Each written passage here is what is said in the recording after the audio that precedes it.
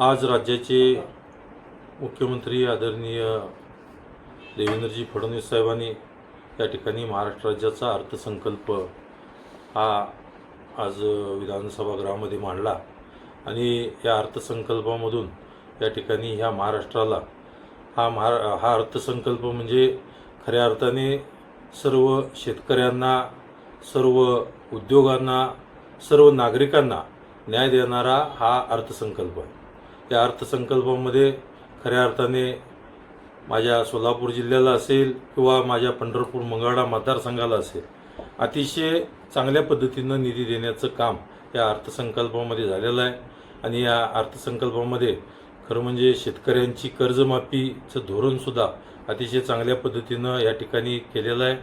शिवाय सोलापूर जिल्ह्यामध्ये या ठिकाणी उमेद मॉलचं उभारण्यासाठी सुद्धा या ठिकाणी मंजुरी दिलेली आहे। शिवाय 7.5 HP पर्यंतच्या सर्व शेतकऱ्यांना या ठिकाणी वीज बिल माफ करण्याचं सुद्धा धोरण या ठिकाणी आदरणीय मुख्यमंत्र्यांनी घेतलेलं आहे।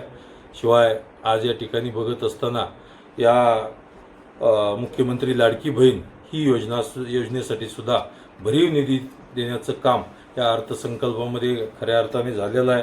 आणि आज या निमित्तानं या पंढरपूर मंगळवेढा मतदारसंघामध्ये या अनेक रस्ते, पूल आणि मंगळवेढ्याची जी महत्त्वाकांक्षी योजना आहे 24 गावची उपसा सिंचन योजना, या उपसा सिंचन योजनेला सुद्धा 60 कोटी रुपये त्या ठिकाणी तरतूद केलेली आहे।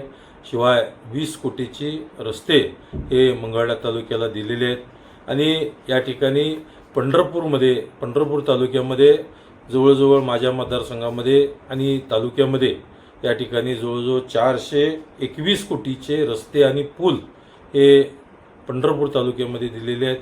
आणि नक्कीच यामुळं माझ्या मतदारसंघामध्ये जवळजवळ 500 कोटीहून अधिक निधी या ठिकाणी देण्याचं काम या अर्थसंकल्पामध्ये आदरणीय मुख्यमंत्री देवेंद्रजी फडणवीस साहेब, या राज्याचे उपमुख्यमंत्री एकनाथजी शिंदे साहेब, या राज्याचे दुसऱ्या आमच्या उपमुख्यमंत्र्या सुनेत्राताई पवार, सार्वजनिक बांधकाम खात्याचे मंत्री शिवेंद्र महाराज भोसले आणि या आमच्या भारतीय जनता पार्टी प्रदेशाचे अध्यक्ष रवींद्र चव्हाण साहेब, सोलापूर जिल्ह्याचे पालकमंत्री जयकुमारजी गोरे साहेब यांच्यामुळं या ठिकाणी हा निधी या निमित्तानं माझ्या मतदारसंघाला मिळाला।